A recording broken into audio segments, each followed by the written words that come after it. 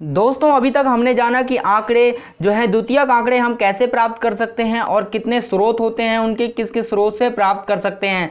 तो हमने ये भी देखा कि जब आंकड़े हम प्राप्त करते हैं तो हमें किन किन चीज़ों का ध्यान रखना चाहिए।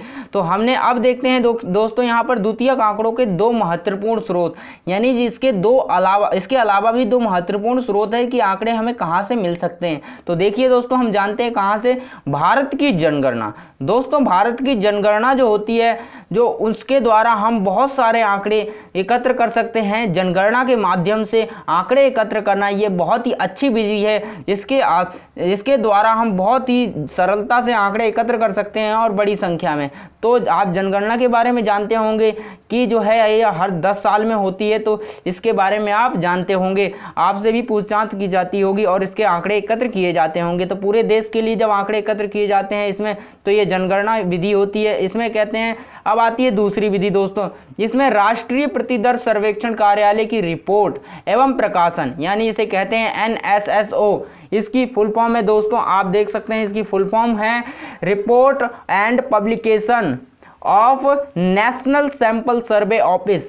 तो दोस्तों इसकी फुल फॉर्म क्या है, report and publication of national sample survey office. तो इसकी पूरी फुल फॉर्म है। तो दोस्तों यहाँ पर हिंदी में इसकी फुल फॉर्म है राष्ट्रीय प्रतिदर्श, यानी पूरे राष्ट्र के लिए प्रतिदर्श का समझ सकते हैं आप। जब दूसरे व्यक्ति के द्वारा आंकड़े एकत्र किए जाएं फिर उनका प्रयोग किए जाए, वो प्रतिदर्श आंकड़े हैं। और यहाँ पर देखिए राष्ट्रीय प्रतिदर्श, जब पूरे देश के लिए सर्वेक्षण किया जाता है, कार्यालय की रिपोर्ट, यानी एक कार्यालय है ये एक प्रकार का, जिसमें कि पूरे देश से संबंधित जो है आंकड़े एकत्र किए जाते हैं, इसकी रिपोर्ट बनाई जाती है और उसको प्रकाशित कर दिया जाता है।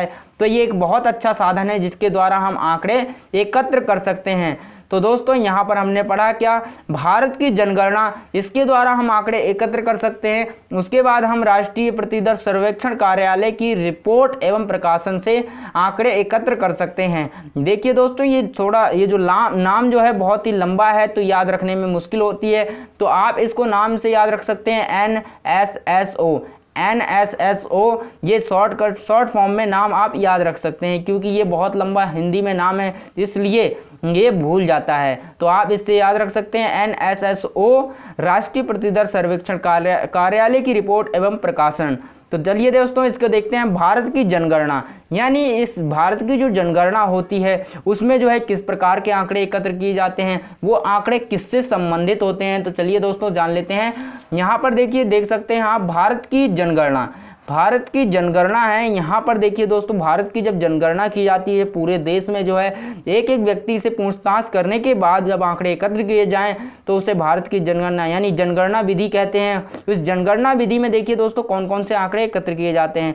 यह विधि सबसे पहले आकार वृद्धि वितरण, यानी आकार भी इसका बड़ा होता है, वृद्धि यानी आकार कितना होता है, पर्याप्त काफ़ी बड़ा होता है, वृद्धि और वितरण यानी इसमें वृद्धि बहुत ज़्यादा होती है। इसमें वृद्धि से संबंधित आंकड़े एकत्र किए जा सकते हैं, वितरण से संबंधित आंकड़े एकत्र किए जाते हैं, घनत्व से संबंधित, घनत्व जानते हैं दोस्तों क्या होता है, यानी जब 1 किलोमीटर में, यानी 1 किलोमीटर वर्ग में जितने लोग रहते हैं तो उसे उसका घनत्व कहा जाता है दोस्तों।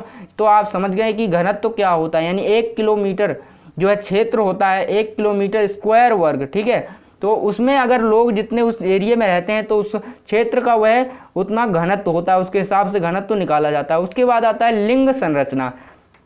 दोस्तों 3 प्रकार के लोग होते हैं, जैसे कि पुल्लिंग, स्त्रीलिंग और नपुंसकलिंग। तो यहाँ पर हम दो प्रकार की बात करते हैं। यहाँ पर है लिंग संरचना, यानी औरतें और जो है पुरुष, यानी महिलाएं और पुरुष, यानी महिलाओं और पुरुष के संबंध में आंकड़े एकत्र किए जाते हैं कि महिलाओं की संख्या देश में कितनी है और पुरुषों की संख्या जो है देश में कितनी है। तो इससे संबंधित आंकड़े भी एकत्र किए जाते हैं। उसके बाद आता है साक्षरता की अवस्था, यानी ये पता लगाई जा सकती है जनगणना विधि द्वारा कि लोग हमारे देश में साक्षर कितने हैं, कितने पढ़े लिखे हैं, कितनों को शिक्षा की ज़रूरत है, कितने पढ़ रहे हैं। इस प्रकार से कर सकते हैं हम। अब प्रेक्षण, दोस्तों इसमें प्रेक्षण विधि भी है। प्रेक्षण में क्या है, हम देखते हैं कि पूरे देश का क्या हाल है, आर्थिक स्थिति कैसी है, हम पता लगा सकते हैं। इस विधि के द्वारा प्रेक्षण कर सकते हैं, देख सकते हैं। तो इसमें देखिए दोस्तों, आकार से संबंधित, वृद्धि से संबंधित, वितरण से संबंधित आंकड़े होते हैं, घनत्व से संबंधित होते हैं, लिंग संरचना से संबंधित होते हैं, प्रेक्षण से संबंधित और साक्षरता की अवस्था से संबंधित आंकड़े हम जनगणना विधि द्वारा प्राप्त कर सकते हैं।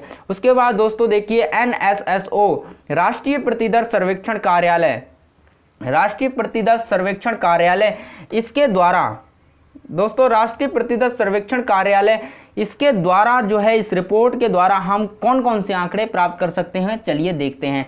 तो इस विधि के द्वारा दोस्तों आप देख सकते हैं यहाँ पर जो है 1, 2, 3, 4 आंकड़े प्राप्त हो सकते हैं। यहाँ पर भूमि तथा पशु से संबंधित, अगर कोई भूमि है, पशु है, तो उससे संबंधित आंकड़े ये जो है रिपोर्ट प्रकाशित करती है। उसके बाद भवन दशाएं, यानी भवन की क्या दशाएं हैं, यानी लोगों के भवन कैसे हैं, कितने मतलब बने हुए हैं या नहीं है, कितने लोग गरीब हैं, कितने नहीं है, किनके पास घर है, नहीं है, इस प्रकार के आंकड़े जो हैं एकत्र किए जाते हैं। उसके बाद आता है रोजगार और बेरोजगार के बारे में, यानी रोजगारी और बेरोजगारी के बारे में भी आंकड़े एकत्र किए जाते हैं। उसके बाद है उपभोक्ता आय, यानी जो खाने पीने वाले लोग हैं, यानी जो हम जैसे लोग हैं, जो वस्तुओं का ना ही उत्पादन करते हैं ना ही विनिर्माण करते हैं, वो क्या करते हैं, केवल पैसे कमाते हैं और उसके बाद वो पैसा यानी खरीदते हैं वस्तुओं को और उनका उपभोग करते हैं, खाते हैं, पीते हैं, इस्तेमाल करते हैं, तो इसे उपभोग कहते हैं।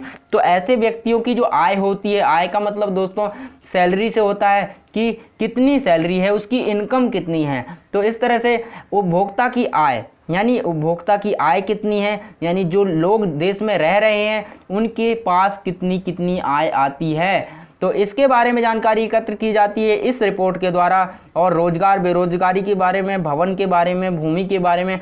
उम्मीद है दोस्तों आपको ये चैप्टर समझ आया होगा। ये अब हमारा दूसरा चैप्टर समाप्त होता है, आर्थिक सांख्यिकी का जो है आंकड़ों का संगठन, ये चैप्टर अब समाप्त होता है। अब हम बनाएंगे अपना तीसरा चैप्टर। तो अब मिलते हैं हम तीसरे चैप्टर में आर्थिक सांख्यिकी के।